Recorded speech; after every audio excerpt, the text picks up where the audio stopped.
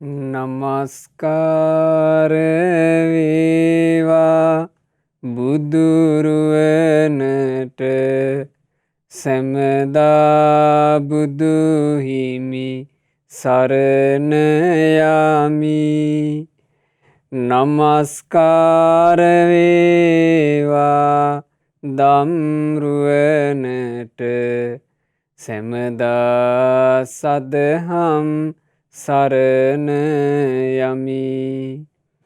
නමස්කාර වේවා සංඝරුවනට සැමදා මහා සංඝ සරණ යමි.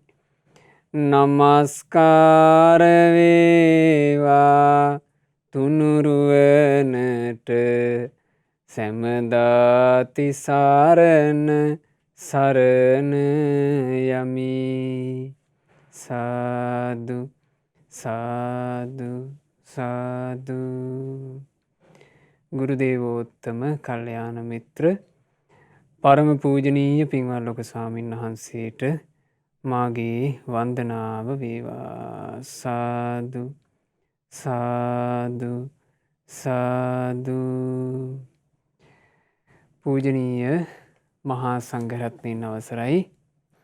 ශ්‍රද්ධාවන්ත වාසනාවන්ත පින්වතුනේ, අද දවසේ මේ උතුම් සද්ධර්ම දේශනාව සඳහා අනුග්‍රහය දරනු ලබන්නේ නොම්බර 37 සුමංගල පාර රත්මලාන යන ලිපිනේ පදිංචි පින්වත් සුනේත්‍රා වනිගසේකර මහත්මිය ඇතුළු ඒ පවුලේ පින්වතුන්ලා සෑම සියලු දෙනා ඒකරාශී වෙලා ඒ පින්වතුන් බලාපොරොත්තු වෙන්නේ මේ ධර්ම දානමය පින මීට වර්ෂ 28කට පෙර ජූනි මාසයේ 26 වෙනි දිනයක මිය පරලෝ ගිය පින්වත් දයානන්ද වනිගසේකර පියාණන්ට ටීජී ලීලාවතී මෑණියන්ට මේ සියලු පින් අනුමෝදනා කිරීම 2019 දෙසැම්බර් මාසයේ 29 වන දින මිය පරලෝ යන්ට යෙදුනා වූ ආර්යමාලා වනිගසේකර සොහොයුරියට මේ සියලුම පින්පෙත් අනුමෝදන් වෙලා සසරේ කිසිම දිනක ඛේදනාත්මක අකල් මරණයක් සිදු නොවීම පිණිසත් සසර දුකින් නිදහස් වීම පිණිසත් මේ පින් හේතු වේවා කියන අදහසින් යුක්තව මිය පරලෝ ගිය සිසිලියානා මොනසිංහ අත්තම්මා ඇතුළු නමින් මිය ගියා වූ සියලු ඥාතීන්ට පින් අනුමෝදනා පිණිසයි අද මේ දේශනාවට දායකත්ව දරන්නේ. අපිත් එක්ක එකට ජීවත් වෙන අපේ ආදරණීය අය, අපේ හිතවතුන්, අපේ ඥාතීන් මිය යනවා කියන කාරණේ පින්වතුනේ අපි හැමදෙනාට උරුම දෙයක්.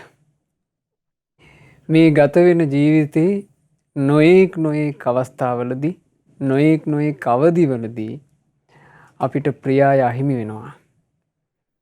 අපිත් එක්ක එකට ජීවත් වෙන උදවිය අපිව දාලා යනවා. ඒ අයට නොයෙකුත් ආපදා, නොයෙකුත් ප්‍රශ්න, නොයෙකුත් උපද්‍ර වෙනවා. ප්‍රියයන් අහිමිවීම මේ ලෝකයේ ස්වභාවය.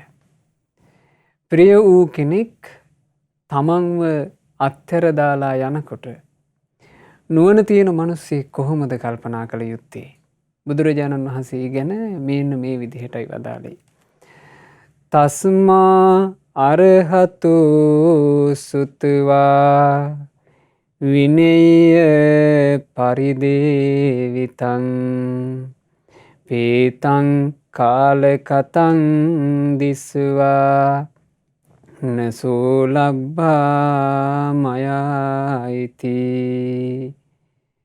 ඒ උතුම් ගාථා රත්නයේ සිංහල තේරුම: දුටු විට යමෙක් මලවුන් අතරට යාම යලි මට නොලැබේ ඔහු දැක සැනසීම. දුරු කර ගනු පිණිස ඒ ගැන වැළපීම. අසමින් දත යුතුය රහතුන්ගේ දහම. අසමින් දත යුතුය රහතුන්ගේ දහම.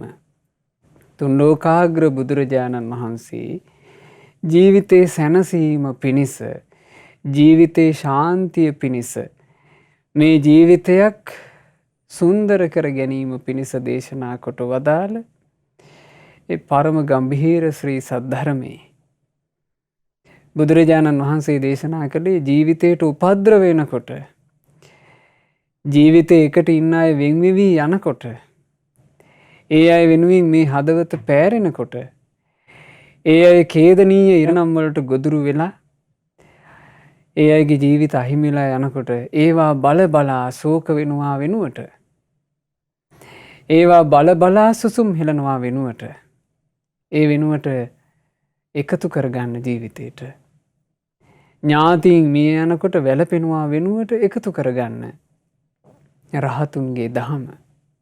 අද අපි අහන්නේ රහතුන්ගේ දහම. රහතුන්ගේ දහම කියලා කියන්නේ පින්වතුනි කුමක්ද? මේ ලෝකයට රහතුන් බිහි කළ දහම. මේ ලෝකයේ කම්පා නොවන සිත් ඇති රහතුන් බිහි කළ දහම. කෙලෙස් නිසා දුක් නොවිඳින රහතුන් බිහි කළ දහම. සසර දුක්ගිනි සියල්ල නිවාලු රහතුන් බිහි කළ දහම ලෞතුරා භාග්‍යවත් බුදුරජාණන් වහන්සේගේ සද්ධර්මයේ. බුදුරජාණන් වහන්සේ දේශනා කරපු බොහෝම ලස්සන ධර්ම දේශනාවක් අද අපි අහනවා ඨාන සූත්‍රය. ඨාන කියලා කිව්වේ සිද්ධ වෙන දේ. ඔබ අහලත් ඇති භාග්‍යතුන් වහන්සේට, අපගේ ශාස්ත්‍රූන් වහන්සේට දස බල ඥාන තියෙනවා. ඒ දස බල ඥාන අතරේ පළමුවෙනි ඥානේ ඨානං ඨානතෝ අට්ඨානංච අට්ඨානතෝ යථා භූතං පජානාති. සිද්ධ වෙන දේ හැටියටත්, සිද්ධ නොවෙනා දේ සිද්ධ නොවෙනා දේ හැටියටත් දකිනා නුවණ. එතකොට ඨානය කියලා කිව්වේ මොකද්ද? සිදු වෙන දේ. අට්ඨාන කියලා කියනවා සිද්ධ නොවෙන දේ. ඨාන සූත්‍රය කියලා මේ දේශනාවට නම යෙදුනේ මෙහි තිබෙන්නේ ජීවිතවලට හැබෑවටම සිදුවෙන දේ. සිදුවෙයි කියලා අපි හිතන දේ වෙන එකක්. හැබෑවටම ජීවිතයට සිද්ධ වෙන දේ වෙනම එකක්. සිදුවෙන දේ කියන එක බුදුරජාණන් වහන්සේ නිතර සිහි කරන්න කිව්වා. ඨාන සූත්‍රයේ වදාළේ භාග්‍යතුන් වහන්සේ සැවැත්නුවරදී. භික්ෂූන් නමතලා බුදුරජාණන් වහන්සේ වදාරනවා, මහණෙනි, ස්ත්‍රියක් විසින් වේවා, පුරුෂයෙකු විසින් වේවා, කම්සැප අනුභව කරන, අඹු දරුවන් පෝෂණය කරන ගිහියෙකු විසින් වේවා, ග්‍රහවාසයේ අත්හල පැවිද්දෙකු විසින් වේවා, නිතර නුවණින් මෙනෙහි කළ යුතු කරුණු පසකි. කාරණා පහක් නිතර නිතර සිහි කරන්න ඕන. ඒ කාරණා පහ තමයි හැබෑවටම සිද්ධ වෙන දේ. මේ ජීවිතවලට හැබෑවටම සිද්ධ වෙන කාරණා පහ නිතර නිතර සිහි කරන්න කිව්වා. මොනවද පින්වතුනි කාරණා පහ? ජරා ජීර්ණ වන ස්වභාවයේ ඇත්තෙක් වෙමි මම. ජරාව නොයික්ම වූවෙක් වෙමි. මේ කාරණේ ස්ත්‍රියක් විසින් වේවා, පුරුෂයෙක් විසින් වේවා, ගිහියෙක් විසින් වේවා, පැවිද්දෙක් විසින් වේවා නිතර නිතර සිහි කළ යුතු කරුණයි. මොකද ඒක හැබෑවටම සිද්ධ වෙන දේ. වයසට යනවා කියන කාරණේ හැබෑවටම සිදුවන්නේය. ඒ සිදුවෙන දෙයයි. සිදුවෙන සත්‍යය නිතර හිතන්න කිව්වා. ඒ තමයි පළමුවෙන්න. බුදුරජාණන් වහන්සේ දේශනා කළා, මහණෙනි, රෝගී වන ස්වභාවයේ ඇත්තෙක් වෙමි මම. රෝග නොයික්ම වූවෙක් වෙමි. නිතර නිතර සිහි කළ යුත්තේය. ඒකත් සිද්ධ වෙන දේ. එය නිතර හිතන්න ඕන. මහණෙනි, මරණයට පත්වන ස්වභාවයේ ඇත්තෙක් වෙමි මම. මරණය නොයික්ම වූවෙක් වෙමි. නිතර නිතර සිහි කළ යුත්තේය. මේ ජීවිතය අත්හැරලා මියයන්ට වෙනවා කියන කරුණ සිදුවෙන දේ. එය නිතර සිහි කළ යුතුයි. හතරවෙන්න භාග්‍යතුන් වහන්සේ වදාළා, මාහට ප්‍රිය මනාප වූ සෑම දෙයක් කෙරෙන්ම විනාශ වීමකට පත්වෙන්නේය. වෙන්වීමකට පත්වෙන්නේය නිතර නිතර සිහි කළ යුත්තේය. යම් දෙයකට ප්‍රිය කරනවාද, ඇලුම් කරනවාද, ආදරය කරනවාද, සෙනෙහසින් බැඳෙනවාද, ඒ සියල්ලම අත්හැරයන්ට වන්නේය. ඒ සියල්ලම අහිමි වන්නේය, වෙන්වන්නේය නිතර හිතිය යුතු කරුණයි. ඒට හේතුව ඒක හැබෑවටම සිද්ධ වෙන දේ. අවසාන කරුණ භාග්‍යතුන් වහන්සේ වදාළා. මාගේ ක්‍රියාව තමන්ගේ දෙයකොට ඇත්තෙමි මම. මාගේ ක්‍රියාවම දායාදය කොට ඇත්තෙමි. මාගේ ක්‍රියාවම උප්පත්ති කාරණය කොට ඇත්තෙමි. මාගේ ක්‍රියාව ඥාතියා කොට ඇත්තෙමි. මාගේ ක්‍රියාවම පිළිසරණ කොට ඇත්තෙමි. මා විසින් යහපත් වූ හෝ පවිටු හෝ යම් ක්‍රියාවක් කරන්නේ නම් මට දායාද වන්නේ එයයි. මේ කාරණෙත් නිතර නිතර සිහි කළ යුතු කරුණයි. ඕන්න ඔය කාරණා පහ නුවණැති ස්ත්‍රියක් විසිනුත් නිතර නිතර සිහි කළ යුතුයි. නුවණැති පුරුෂයෙක් විසිනුත් නිතර නිතර සිහි කළ යුතුයි. නුවණැති ගිහියෙක් විසිනුත් නිතර නිතර සිහි කළ යුතුයි. නුවණැති පැවිද්දෙක් විසිනුත් නිතර නිතර සිහි කළ යුතුයි. ඒකට හේතුව ඒ තමයි සිද්ධ වෙන දේ. මේ තමයි පින්වතුනි රහතුන්ගේ දහම. රහතුන්ගේ දහම යනු සත්‍යය. මේ ලෝකේ අපිට හිතන්න කියලා කියන්නේ, කල්පනා කරන්න කියලා කියන්නේ මෙබඳු දේ නොවේ. අපි හැමතිස්සෙම මේ ලෝකේ නොයෙක් දේ හිතමින් ඉන්නවා.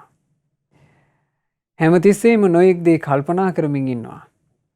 මාධ්‍ය තුලින් දකින්න ලැබෙන දේ, මාධ්‍යයක් තුලින් අහන්න ලැබෙන දේ, මේ ලෝකයා කියන නොයෙක් නොයෙක් බහුබූත දේ අපි හිතනවා, කල්පනා කරනවා. හැබැයි ඒ බොහෝමයක් අසත්‍යය. ඒ බොහෝමයක් මේ ජීවිතයට සිද්ධ වෙන හැබෑම දේ නොවේ. මිනිසෙක් විසින් සිහි කරනවා නම් මේ කාරණා පහ ඔහු සිහි කරන්නේ සත්‍යයයි. ඒත් මේ ලස්සනට ගත වෙන ජීවිතේ මේ හොඳට තරුණ වයසේදී මේ ඉද්දීම, කළු කෙස් තියෙද්දීම, ලස්සන හැඩට ඉද්දීම ඇයි කෙනෙක් වයසට යනවා කියා සිහි කළ යුත්තේ? කෙනෙක් කෙසේ සිහි කිරීම ඍණාත්මකයිද? ඇයි කෙනෙක් ලෝකේ ලස්සනට ජීවත් වෙන අතරේ ලස්සන හැඩකාර යෞවන වයසේදීම වයසට යනවා කියන කාරණාවක් සිහි කර කර වාසය කරන්නට කියලා මහා කාරුණික බුදුරජාණන් වහන්සේ මේ විදිහට දේශනා කොට වදාළේ. ඨාන සූත්‍රයේදී බුදුරජාණන් වහන්සේ ඒක විස්තර කළා. මහණෙනි, කෙනෙක් වයසට යෑම ගැන මා වයසට යනවා කියා නිතර සිටිය යුත්තේ ඇයි? එසේ සිටීමට හේතුව මෙයයි. බුදුරජාණන් වහන්සේ දේශනා කළා, මහණෙනි, මේ සත්වයාගේ సంతානය තුල යෞවන මදය කියා ක්ලේශයක් තිබේ. මේ චිත්ත අභ්‍යන්තරයේ මේ ජීවිතය තුල බැඳිච්ච දෙයක් යෞවන මදේ. යොවුන් බව නිසා මත්වීම. යොවුන් බව නිසා මත් වූ තැනැත්තේ කයින්ද වැරදි කරන්නේය, වචනයෙන්ද වැරදි කරන්නේය, මනසින්ද වැරදි කරන්නේය. යෞවනත්වයේ හේතු කොටගෙන සිත කය වචනයෙන් වැරදි කර කර ඉන්න කෙනාට සිදුවෙන දේ සිදුවේ. ඒ සිදුවෙන දේ කුමක්ද? හැමදාම තරුණ බව තිබෙන්නේ නැත. හැමදාම කාය ශක්තිය තිබෙන්නේ නැත.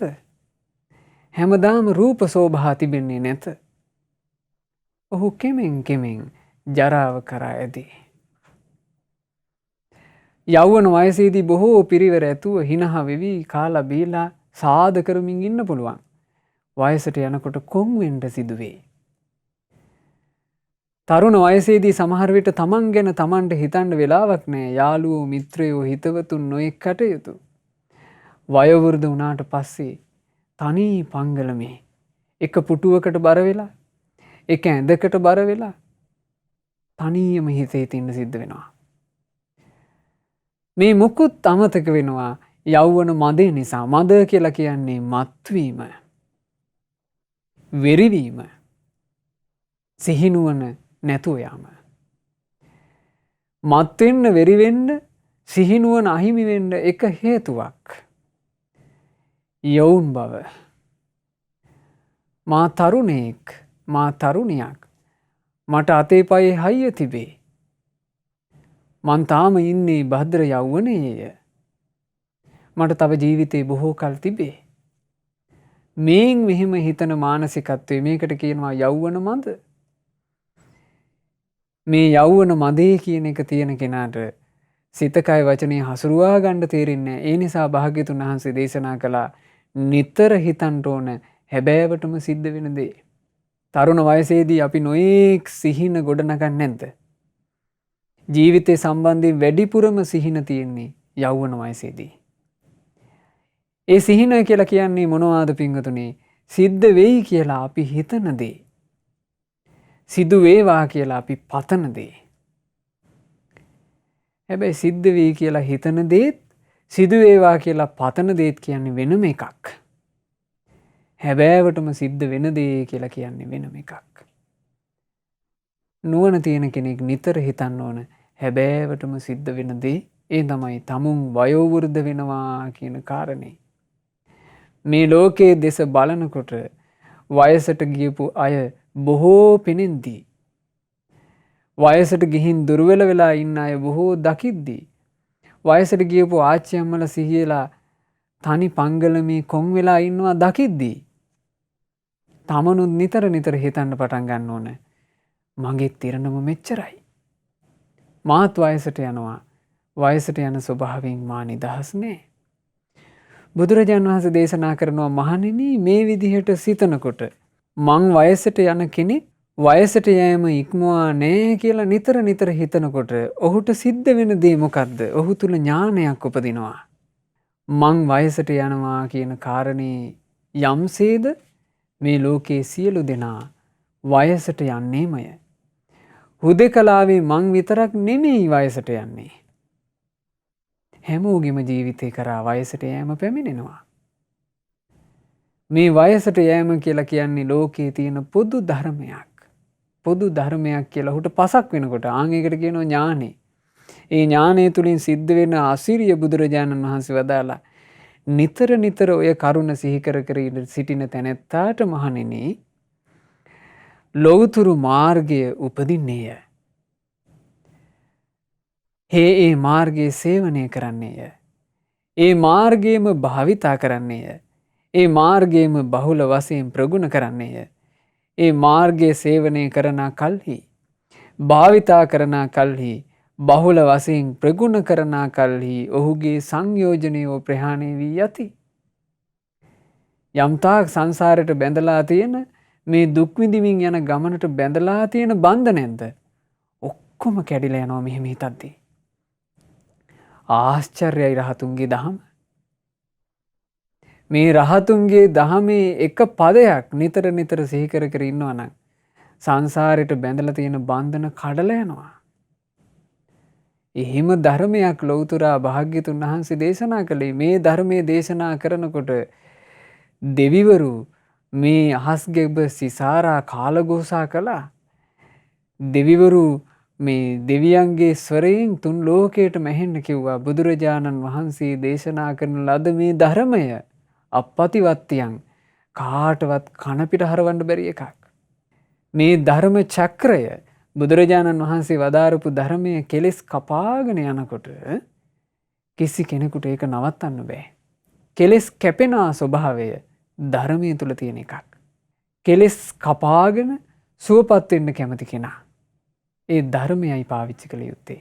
එනිසා පින්වතුනි නිතර සිහි කරන්න පටන් ගත යුතු දෙයක් තමුණුත් වයසට යන බව. මහණෙනි කෙනෙක් නිරෝගීව සිටියදීම ඇයි මමත් ලෙඩ වෙනවා කියා නිතර නිතර සිහි කළ යුත්තේ? බුදුරජාණන් වහන්සේ කාරණේ තේරුවා. ඇයි තෝරන්න හේතුව? ඇතැමුන්ට මේක තෝරා බේරා ගන්න බෑ. මේ තෝරා බේරා ගන්න බැරි ඇතැම්මු අපගෙන් පවා අහලා තිනවා. ස්වාමීන් වහන්සේ මේ නිරෝගීව ඉද්දි හොඳට ඉද්දි ලෙඩ වෙනවා කියලා හිතන එක ඍණාත්මක නැද්ද? ඒක ජීවිතේ කාලකන්ණි වෙන්න හේතු වෙන්නේ නැද්ද කියලා. මහා කාරුණික බුදුරජාණන් වහන්සේ ජීවිතයක් කාලකන්ණි වෙන්න හේතු වෙන කිසිවක්ම වදාරන්නේ නැත. උන්වහන්සේට සත්වයන් කෙරෙහි අනුකම්පාව තිබේ. ජීවිතය ගැන මුළුමනින්ම අවබෝධ කරපු බුදුරජාණන් වහන්සේ තමන්ගේ ජීවිතේ කරාත් ලෙඩ දුක් එන බව නිතර සිහි කරන්න කිව්වේ ඇයි? ඒක තමයි සිද්ධ වෙන දේ. සාමාන්‍ය පින්වතුනි අපි හිතනවා තව ලෙඩෙක් දකිද්දී අපේ ඒ විදිහට නම් මං ලෙඩ වෙන්න එපා. මං ආදරය කරන කිසිවෙකුට ඒ වගේ ලෙඩක් නම් හැදෙන්න එපා. මේ කොරෝනා ප්‍රශ්නේ පැතිරෙනවා. මේ කොරෝනා රෝගේ පැතිරෙනකොට ඔබේ ඇතැම් ඥාතීන් ඔබ ආදරය කරන අය ඉන්නේ නැති විදේශ රටවල. ඒ විදේශ රටවල වේගින් මේ ලෙඩේ පැතිරෙනවා කියලා අපිට අහන්න ලැබුණා. ඔබ බය වෙන්න ඇති. අනේ මගේ ඥාතීන්ට නම් මේක වෙන්න එපා. මගේ ඥාතියා නම් ආරක්ෂා වේවා. ඔබ පිරිත් කිය සෙත් පතන්න ඇති. ඒ තමයි පින්වතුනි සිදු වේවා කියලා අපි පතන දේ, සිදු වේවා කියලා අපි හිතන දේ. හැබැයි හැබෑවටම සිද්ධ වෙන දේ නොවේ. හැබෑවටම සිද්ධ වෙන දේ නම් ලෙඩවීම උරුම කරගත් සියලු දෙනා ලෙඩවන්නේමය. ඒ සත්‍ය නිතර සිහි කරන්න කීවේ ඇයි? බුදුරජාණන් වහන්සේ දේශනා කරනවා මහණෙනි මේ සත්‍යයාගේ අභ්‍යන්තරය තුළ ආරෝග්‍ය මදය නම් වූ මත්වීමක් තිබේ. ලෙඩ නොවී සිටින කාලේ මත් වෙනවා. ලෙඩක් දුකක් නැති කාලේ මත් වෙලා වාසය කරන කෙනා හරියට හොඳටම බීමත් වෙලා වෙරි වෙච්ච මිනිහෙක් වගේ. ඔහුට මොකුත් තේරෙන්නේ නැහැ. ඔහු ඒ නිසා කයිනුත් අකුසල් කරනවා, වචනේනුත් අකුසල් කරනවා, සිතිනුත් අකුසල් කරනවා. ආරෝග්‍ය මදය කියන වෙරියෙන් වෙරි වෙලා. එනිසා නුවණ උපද්දා ගන්නු කැමති තැනැත්තා රහතුන්ගේ දහම සිහි කළ යුත්තේය. මමත් ලෙඩ වෙන කෙනෙක් ලෙඩ වෙන ස්වභාවයෙන් නම් නිදහස් වෙලා නැහැ. ඒ සත්‍ය හිතන්න ඕන. එහෙම හිතද්දී මොකද්ද වෙන යහපත? ලෞතුරු මාර්ගයේ උපදින්නේය. රහතුන් වැඩි මඟ උපදින්නේය. කෙලෙස් කැපී යන මඟ උපදින්නේය. හැබෑවටම නිවී යන මඟ උපදින්නේය. සංසාරයේ දුක්ගිනි සියල්ල නැසී යන මඟ උපදින්නේය. ඛේදනීය සසරින් නිදහස් වෙන මඟ උපදින්නේය. ඒ නිසයි ලෞතුරා භාග්‍යවත් බුදුරජාණන් වහන්සේ ඒ මහා කාරුණිකයන් වහන්සේ නිතර මේක සිහි කරන්න කිව්වේ. කෙනෙකුට නිතර හිතන්න කිව්වා තමන් මරණයට පත්වෙන කෙනෙක් මැරෙන ස්වභාවයෙන් නිදහස් වෙලා නැහැ කියන කාරණේ. ඇයි කෙනෙක් ඒ විදිහට නිතර සිහි කළ යුත්තේ? මහා කාරුණිකයානෝ එයද තෝරා බේරා දුන්සේක. බුදුරජාණන් වහන්සේ වදාරනෝ මහණෙනි මේ සත්‍යයාගේ අභ්‍යන්තරය තුළ ජීවිත මදය කියා දෙයක් තිබේ. මේ ජීවිත මදයෙන් මත්වෙන සත්‍යය කයින්ද වැරදි කරනවා. වචනයෙන්ද වැරදි කරනවා. මනසින්ද වැරදි කරනවා. වැරැද්දෙන් වැරැද්දේ ඔහු පැටලෙනවා. ඔහුට කිසි බයක් නැහැ. ඔහුට කිසි වගක් නැහැ. ඇයි හේතුව? ඒ කෙනා තුළ මං ජීවත් වෙන මිනිහෙක් කියන හැඟීම තියෙනවා. තමුන්නේ කරා මරණය පැමිණේ කියලා ඔහුට ඇසිල්ලකටවත් හිතෙන්නේ නැහැ. අනික් අයගේ මලගෙවල් වලට ගිහිල්ලා තොහු කරන්නේ සතුටු වෙන එක. ඒ මලගෙවල් වල තොහු කරන්නේ ක්‍රීඩා කරන එක. ඒ මලගෙවල් වලට ගිහිල්ලා තොහු කරන්නේ තවත් බේබද්දු කොටසක් එකතු වෙලා බොන එක. ඔහුට කිසිවක් උපදින්නේ ඥානයක්. අනික් අය මැරෙනවා බලාත් නොමැරෙන කෙනෙක්සේ ඔහු ජීවත් වෙනවා. ඒ නිසා නුවණ තියෙන ස්ත්‍රියක් හෝ පුරුෂයෙක් හෝ ගිහියෙක් හෝ පැවිද්දෙක් හෝ නිතර හිතන්න පටන් ගන්න ඕන. මා කරාද මරණය පැමිණෙන්නේමය. මරණයෙන් මා නිදහස් නැත. එහෙම සිහි කරනකොට මේ සිහි කරන්නේ කාගේවත් පෘථග්ජනයෙක්ගේ වචනයක් නොවේ. මේ සිහි කරන්නේ කෙලෙස් සහගත පුද්ගලයෙක්ගේ වචනයක් නොවේ. මේ සිහි කරන්නේ රහතුන්ගේ දහමයි.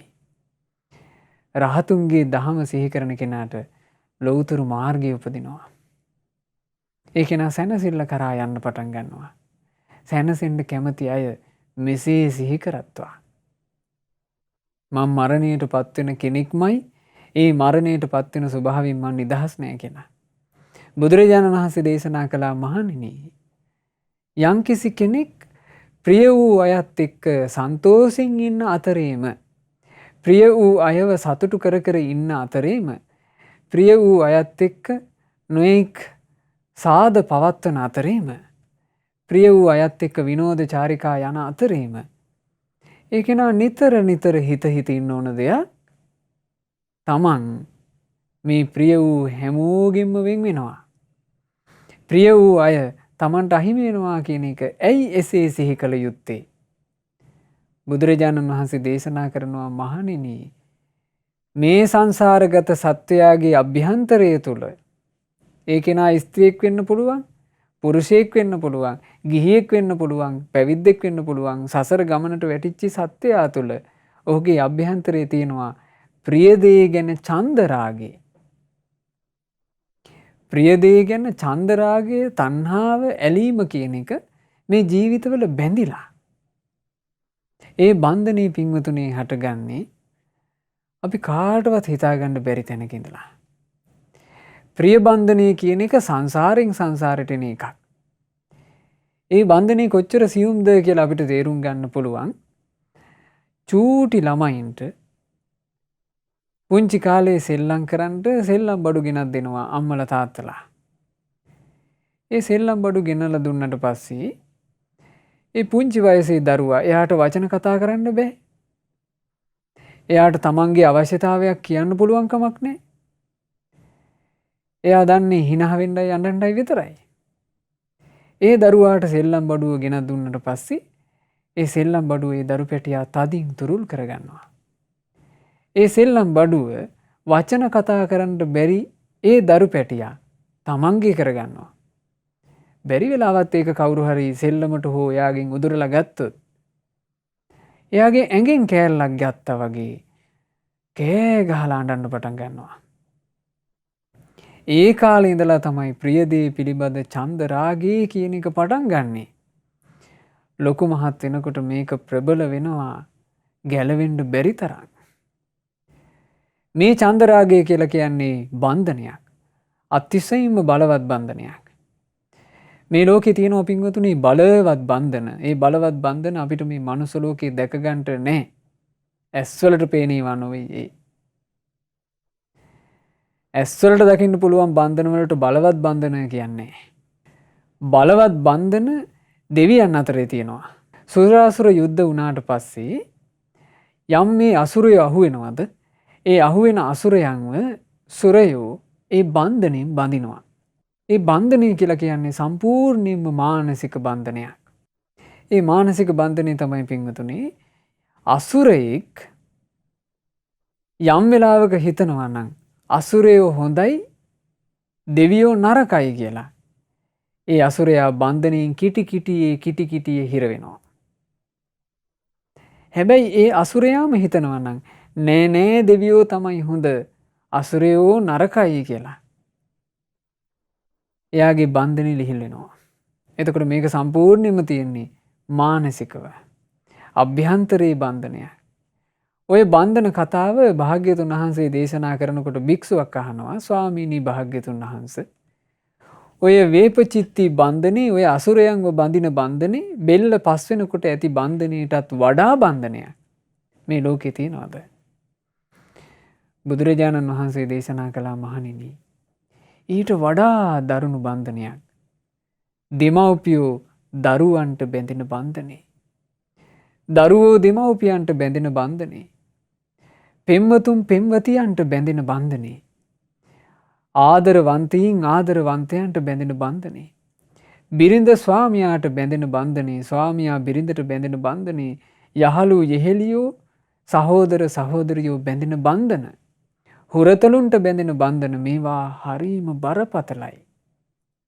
මේකට කියනවා පින්වතුනි ප්‍රියදේ ගැන පවතින චන්දරාගේ මේ විදිහට කරුණ තෝරනකොට ඔබට තේරෙනවා ඇති අපි ළඟත් මේ බන්ධන සදේට තියෙනවා.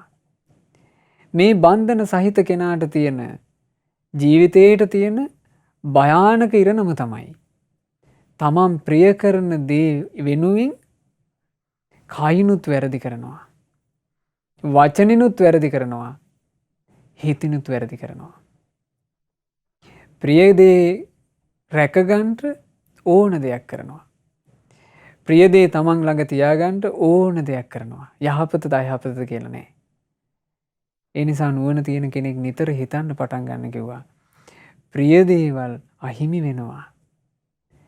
ප්‍රියදේවල් අහිමි වෙනවා කියන සත්‍යය නිතර හිතන්න ඕන. සාමාන්‍ය පින්වතුනි මේක නෙවෙයි හිතන්නේ. අපි හිතන්නේ තව දරුවෝ කොටසක් මැරුණා කියලා අපිට ආරංචි වුණොත් එහෙම අපි අපේ දරුවෝ ගැන හිතනවා. අනේ මගේ දරු පැටවුන්ට නම් මුකුත් වෙන්න එපා. ස්වාමි පුරුෂයෙක් මැරුණා කියලා ආරංචි වෙනකොට බිරින්දෑවරු හිතනවා. අනේ මගේ ස්වාමියාට නම් මුකුත් වෙන්න එපා. බිරිඳක් මිය ගියා කියලා අහනකොට ස්වාමි පුරුෂයෝ හිතනවා. අනේ මගේ බිරින්දට නම් එහෙම එකක් වෙන්න එපා. මගේ ඥාතියන්ට නම් එහෙම වෙන්න එපා. ඒ අපි වේවා කියලා හිතන දේ පතන දේ. හැබැයි හැබෑවටම සිද්ධ වෙන දේ තමයි ප්‍රියදේ අහිමි වීම. ප්‍රියදේ අහිමි වෙලා යනවා. ඒ නිසා කෙනෙක් නිතර නිතර මේ සත්‍ය සිහි කරනවා නම් ඒ කෙනා සිහි කරන්නේ රහතුන්ගේ දහම. රහතුන්ගේ දහම සිහි කරන කෙනාට නිවනට දොරටු ඇරෙනවා. සැනසීමට මාර්ගය ඇරෙනවා. ඒ කෙනා සත්‍ය සිහි කරන නිසා. බුදුරජාණන් වහන්සේ වදාලා මහණෙනි තථාගතයන් වහන්සේ කුමක් නිසාද නිතර සිහි කළ යුතු කරුණක් විදිහට වදාළේ තමන් කර්මය දායද්ද කරගත්ත කෙනෙක් කියලා හිතන්න කියන එක. බුදුරජාණන් වහන්සේ දේශනා කරනවා මහණෙනි මේ ලෝකයේ තියෙනවා කය හසුරුවනකොට දුෂ්චරිතේ සිද්ධ වෙනවා කියලා එකක්. වචන කතා කරනකොට දුසිරිත සිද්ධ වෙනවා කියලා එකක් තියෙනවා. හිතුවිලි හිතනකොට දුසිරිත සිද්ධ වෙනවා කියලා එකක් මේ ලෝකේ තියෙනවා. දුෂ්චරිතේ තියෙන්නේ කටුක කරකස විපාකයක්මයි. දුෂ්චරිතේ විපාකයේ විසින් නිරය කරා ඇදගෙන යනවා. දුෂ්චරිතේ විපාක විසින් සංසාර ගමනේ බොහෝ දුක් උපද්දනවා.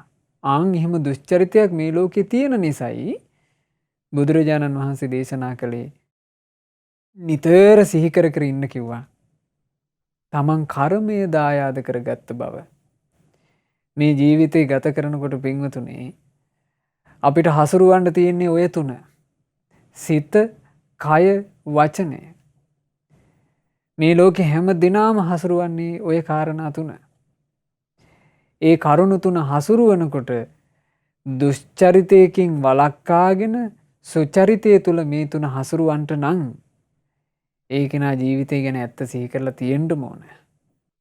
එහෙම සිහි කරපු නැති කෙනාට මේ කාරණේ නිතර නිතර සිහි කරන්නේ නැති කෙනාට දුෂ්චරිතයක් කරන්න අවස්ථාව ඉදිච්ච ගමන් ඔහි කරලා දානවා. බොරුවක් කියන්න අවස්ථාවක් ලැබිච්ච ගමන් ඔහි කියලා දානවා. කේලමක් කියලා බිඳවන්න අවස්ථාවක් ලැබිච්ච ගමන් ඔහි කියලා දානවා. තව කෙනෙකුගේ හිතක් පාරවන්න වචනයක් කියන්න හිතිච්ච ගමන් ඔහි කියලා දානවා. ඇයි හේතුව? එයා මේ කර්ම ස්වභාවය ගැන කිසිම හැඟීමක් නැති කෙනෙක් නිසා. ඒ නිසා රහතුන්ගේ දහම ඇසූ කෙනා නිතර සිහි කරන්න පටන් ගන්න ඕන. මං කර්මයේ දායාද කරගෙන ඉන්න කෙනෙක්. කර්මයේ උප්පත්ති ස්ථානේ කරගෙන ඉන්නේ. කර්මයේ දායාද කරගත්ත මම කර්මයේ උත්පත්ති ස්ථානේ කරගත්ත මම මගේ ජීවිතයට යහපත් වූ කර්මම රැස් කරන්න ඕන. යහපතම කරන්න ඕන. ඒ යහපතම කරන්න ඕන කියලා නිතර සිහි කර කර ඉන්න කෙනාට යහපතටම දොරටු ඇරෙනවා. අයහපතේ දොරටු සියල්ල වැහිලා යනවා. යහපතට දොරටු ඇරෙනකොට ඒ කෙනාගේ ජීවිතේ සැනසෙල්ල කරාම යනවා. මේ තමයි රහතුන්ගේ දහම. අනිත් කෙනෙකුගේ ජීවිතයට ව්‍යසන වෙනවා දකිනකොට තමන් ආදරය කරන කෙනෙකුගේ ජීවිතයට ව්‍යසනයක් වෙද්දී ඒක හදවතට සංවේදී. හදවත කීරි ගැහෙනවා. වේදනාව උපදිනවා. සෝසුසුම් උපදිනවා. ඒ සෝසුසුම් උපන්න වෙලාවේ අඬනවා වැළපෙනවා වෙනුවට සිහි කරන්න ඕන රහතුන්ගේ දහමයි. නිතර නිතර සිහි කළ යුත්තේ මේ රහතුන්ගේ දහම බුදුරජාණන් වහන්සේ අලව් රටට වැඩම කරලා අලව් රටේදී මරණය ගැන සිහි කරන්ට කියලා ධර්මයක් දේශනා කළා. නිතර මරණය ගැන හිතන්ට. මරණය කියන එක තමන්ගේ ජීවිතය කරා කොයි මොහොතේ හෝ පැමිණෙන්න පුළුවන් කියන සත්‍යය සිද්ධ වෙන දේ නිතර හිතන්ට කියලා ඒ අලව් රටේ මිනිස්සුන්ට දහමක් දේශනා කළා. ඔය ධර්ම දේශනාව කරනකොට අවුරුදු 16ක දුවක් මේ බණපදේ අහගෙන හිටියා. ඒ අවුරුදු 16 දුව මේ බණපදේ අහගෙන ඉන්නකොට මේ ලෝකේ යම්කිසි මිනිස්සෙකුට ලැබෙන ලාභ තියනවාද? ඒ ලාභ අතරේ අග්‍රම ලාභය ඈට ලැබුණනේ. මොකක්ද මේ ලාභ අතරේ තියෙන අග්‍රම ලාභය? ශ්‍රද්ධාලාභය ලැබුණා. සද්ධාති තථාගතස්ස බෝධින්, තථාගත බුදුරජාණන් වහන්සේගේ මේ අවබෝධය සත්‍යයි කියලා හිත පිහිටියා. ඒ දුව සිහි කරන්න පටන් ගත්තා කියලා දීපු එකම එක බණපදේ. මාත් මැරෙන කෙනෙක්. මරණයට පත්වෙන ස්වභාවයෙන් මං නිදහස් නෑ. ඈ සිහි කරන්න පටන් ගත්තා. ඈ සිහි කළේ ඒ කාරණේ. මං අද ඔබට කියා දුන්න කාරණා 5ක්. ඈ සිහි කළේ එකම එක කාරණාවක්. ඈ නිතර සිහි කරන්න පටන් ගත්තා. අවුරුදු 16 දී ඈ සිහි කරනවා. මං මැරෙන කෙනෙක්. මරණයට පත්වෙන ස්වභාවයෙන් මං නිදහස් නෑ. මං කරාත් මරණය එනවා. මං මේ මරණයෙන් නිදහස් නෑ. ලස්සන තරුණ වයසේදී ඈ මේක සිහි කර කර හිටියා. සිහින ලෝකවල ඉන්න වයසේදී ඈ මේක සිහි කර කර හිටියා. නොයෙක් බොළඳ දේ හිත හිතා ඉන්න වයසේදී ඈ ඇත්ත සිහි කර කර හිටියා. අවුරුදු 16යි. ඈ එහෙම කාලයක් සිහි කර කර ඉන්නකොට ඈට යලි සිහිපත් වුණා. හුදෙකලාවේ මං කරා විතරක් නෙවෙයි මරණය එන්නේ. මේ ලෝකේ උපදින හැම දිනාට මරණය උරුමයි. මරණය කියන එක හැම දිනා උරුම කරගත්ත දෙයක්. දැන් ඈට හැරෙන පැත්තේ මැරෙන අයම පේනවා. තමන් ආදරය කරන අය ගැන මරණය ගැන හැඟීමක් ඈට තියෙනවා. ඈ පුදුම මධ්‍යස්ථ නිදහස් හිතක්, සැනසෙන හිතක්, බර නැති හිතක් ඒ තරුණ වයසේදී මෑට උපන්නා. අවුරුදු 4ක් ගත වුණා. ඒ අවුරුදු 4ේම අකණ්ඩව ඈ සිහි කර කර හිටපු එකක් තම මරණයට පත් වෙන බව. ඒ අවුරුදු 4 ගත වෙනකොට ඈට අවුරුදු 20යි. තුන් ලෝකාග්‍ර භාග්‍යවත් බුදුරජාණන් වහන්සේ මේ ලෝකේ හැබෑවටම සිද්ධ වෙන දේ ගැන දේශනා කරන මහා මුනිවරයන් වහන්සේ, ලෝකයට සත්‍ය දේශනා කරපු උතුම් බුදුරජාණන් වහන්සේ යලිත් අලව් රටට වැඩම කළා. අලව් රටට වැඩම කරලා ආයමත් වතාවක් බුදුරජාණන් වහන්සේ දහම් දෙසුවා. රහතුන්ගේ දහම කියා දුන්නා. ඒ බණපදේ අහන්ට අර දුවත් ඇවිල්ලා හිටියා. ඒ දුව ඒ වෙනකොට අවුරුදු 20 තරුණී. ඒ බණපදේ අහගෙන ඉන්නකොට ඈට ලෞතුරු මාර්ගයේ උපන්නා. මේ සාංශාරික ගමනේ කෙනෙකුට ලබන්න තියෙන මහා ලාභයක්.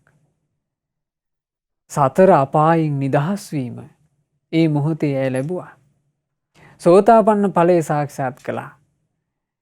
බුදුරජාණන් වහන්සේ ගැන, ධර්මයේ ගැන, සංගරුවන ගැන මේ තුන් ලෝකේ කිසි කෙනෙකුට වෙනස් කරන්න බැරි විදිහේ ශ්‍රද්ධාවක් තිසරණ සරණ තුල ස්ථාර වෙච්චි ජීවිතයක් ඒ මොහොතේ ඇයට උපන්නා.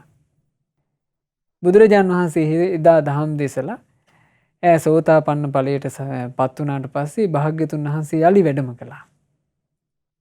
බුදුරජාණන් වහන්සේ වැඩම කරලා ඉතාම ටික වෙලාවයි අවුරුදු 4ක් තිස්සේ ඈ නිතර සිහි කරමින් හිටපු හැබෑවටම සිද්ධ වෙන දේ ඈටත් හැබෑවටම සිද්ධ වුණා. අවුරුදු 20 දී ඈ කාලක්‍රියා කරනවා. ඈ මිය යනවා. ඇගේ ජීවිතේ කරා අවුරුදු 120ක් ආයුෂ ඇති යුගයක ඇගේ ජීවිතේ කරා අවුරුදු 20 දී මරණය පැමිණුණා. අපි සාමාන්‍යයෙන් බොළඳ විදිහට ජීවිතය ගැන හිතනකොට අපි හිතනවා මට තාම 20යි. තව කොච්චර තියෙනවද? මං තාම තරුණයි. තව උත්පල වෙන්න කොච්චර කල් තියෙනවද? මට තාම අතේ පයේ හයිය තියෙනවා. තව බැරි ගහෙන්න මට තව කොච්චර කල් තියෙනවද? මට තාම යහළු යෙහෙලියෝ මිත්‍රයෝ ආදරය කරන අය ඉන්නවා. ඒ අය වෙන් වෙන්න තව කොච්චර කල් තියෙනවද? මං තාම තරුණයා. සිල් රකින්න, පින් රැස් කරගන්න, යහපතේ හැසිරෙන්න තව කොච්චර කල් තියෙනවද? බණ අහන්න තව කොච්චර කල් තියෙනවද? මෙච්චර තරුණ කාලේ බණ අහන්න පිස්සුද? අපි එහෙම හිතනවා. ඒ පින්වතුනි, අපි හිතන දේ, අපි පතන දේ, අපි හීන සත්‍ය නොවේ. සත්‍ය භාග්‍යතුන් වහන්සේ විසින් නිතර නිතර සිහි කරන්න කියපු දෙයයි. ඒ දේ නිතර නිතර සිහි කර කර හිටපු අර නුවණැති තරුණී කාලක්‍රියා කරලා ඈ දෙවියන් අතරේ උපන්නා. ඈ දෙවියන් අතරේ උපදින්නේ මාර්ගඵල ලැබූ ශ්‍රාවිකාවක් විදිහට. ඒක තමයි පින්වතුනි යහපත.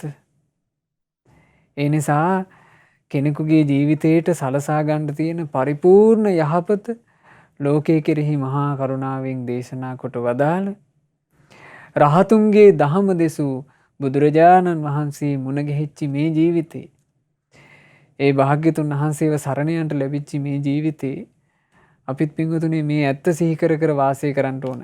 මේ ඇත්ත ලෝකයට භාග්‍යතුන් වහන්සේ දේශනා කරද්දී ඒ කාලේ මිනිස්සුන්ට අඩු ගානේ ආයු අපේක්ෂාවක් තිබුණා. මේ ඇත්ත හිත හිත අපිට අවුරුදු 100ක් ඉන්න පුළුවන්. මේ ඇත්ත හිත හිත අපිට අඩු ගානේ අවුරුදු 90ක් ඉන්න පුළුවන්. එහෙම අපේක්ෂාවක්වත් තිබුණා.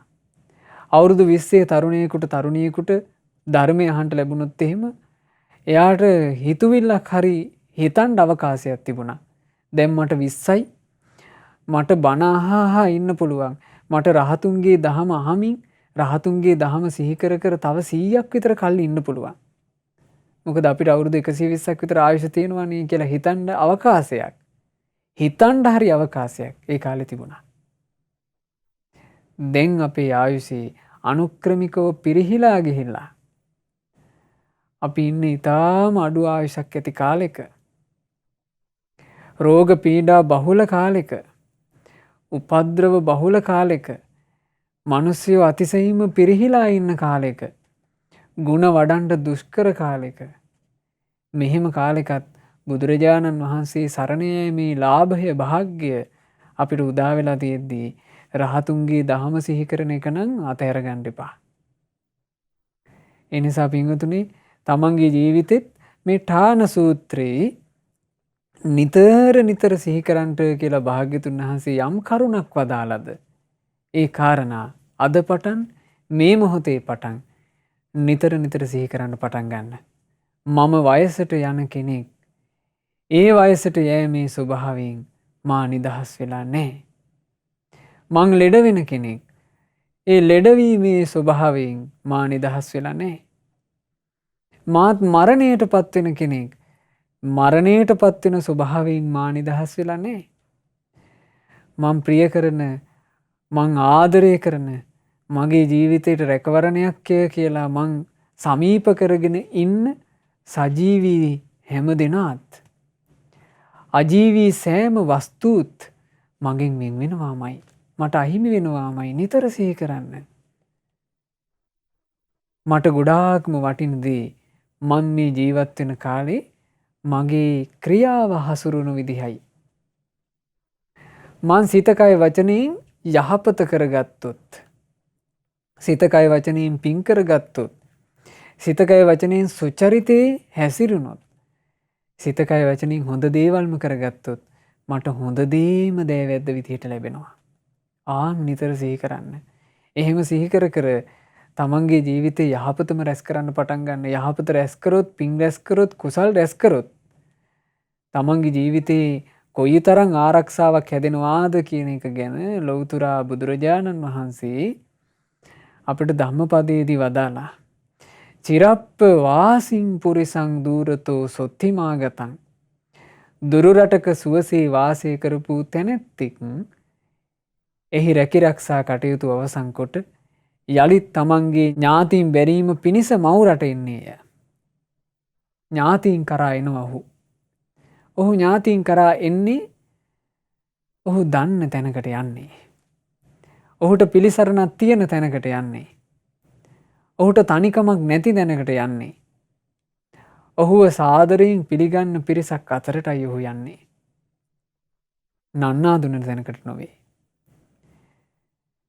ඔහු එහෙම එනකොට ඥාති මිත්තා සුහජ්ජාචා අභිනන්දන්තියාගතන්. අපේ ඥාතියා ඔන්න එනවලු. අපේ හිතවතා ඔන්න එනවලු කියලා ඥාතීන් මිත්‍රයෝ හිතවතුන් ඔහුව පිළිගන්ට පෙරට එනවා. තතේව කතපුඤ්ඤම්පි අස්මා ලෝකා පරංගතන්. ඕන් ඔය විදිහමයි මේ ජීවිතය ගැන ඇත්ත තේරුම් අරගත්ත යම් ස්ත්‍රියක් හෝ යම් පුරුෂයෙක් හෝ යම් ගිහියෙක් හෝ යම් පැවිද්දෙක් හෝ තමන්ගේ සිත කය වචනේ මුල් කරගෙන පින් කරගෙන හිටියනම්, සිත කය වචනෙන් පින් කළා නම්, දානි දීලා පින් කළා නම්, සිල් රැකලා පින් කරා නම්, භාවනා කරගෙන පින් කරා නම්, වැඩිහිටියන්ට ගරු සත්කාර දක්වලා පින් කරා නම්, මව්පියන්ට අපෝපස්ථාන කරගෙන පින් කරා නම්, අසරණයන්ට පිහිට වෙලා පින් කරා නම්, සෑය බෝධිය වන්දනා කර කර තමන්ගේ ජීවිතයට පින රැස් කරගත්තා නම්, කුසලයේ හැසිරුණා නම්, ධර්මයේ ආසාවෙන් ඇහුවා නම්, ඒ කෙනා අස්මා ලෝකා පරං ගතං. මේ ජීවිතේ අත්හැරලා පරලොව යන කලට, මේ ජීවිතේ අත්හැරලා පරලොව යද්දී පින්වතුනි, පරලොවට යන තැන අපි දන්නේ නැතුව යන ගමනක්. පරලොව කියලා කියන්නේ අපි කල්ැතුව මෙහින් සකස් කරගෙන යන ගමනක් නොවේ. ඒ පරලොව කරා යන ගමන රැකවරණ සහිත තැනක්, ආරක්ෂා සහිත තැනක්, පිළිගන්ට පිරිසක් සහිත තැනක්, සැනසීමක් සහිත තැනක් බවට පත්වෙන්නේ කොහොමද? මේ ජීවිතය අත්හැරලා කෙනෙක් යන්න යනකොට සැනසීම පිණිස තිබ්බ හැමදේම අත්හැරලා නොවෑ යන්නේ. දරුවෝ ටික මෙහෙ ඉද්දි යන්න යනවා. හරි හම්බ කරපු ධනෙ මෙහෙ තියෙද්දි යන්න යනවා. දේපල ටික මෙහෙ තියෙද්දි යන්න යනවා. වාහන මෙහෙ තියෙද්දි යන්න යනවා. එහෙම යන්න යන කෙනාට පරලොවට පිහිට කුමක්ද? පුඤ්ඤානි පතිගන්හන්තු පියං ඥාති වාගතං. පින් කරපු තැනැත්තා පරලොවට යනකොට ඔහුව සාදරයෙන් පිළිගැනීම පිණිස පෙරට එන්නේ පිනයි.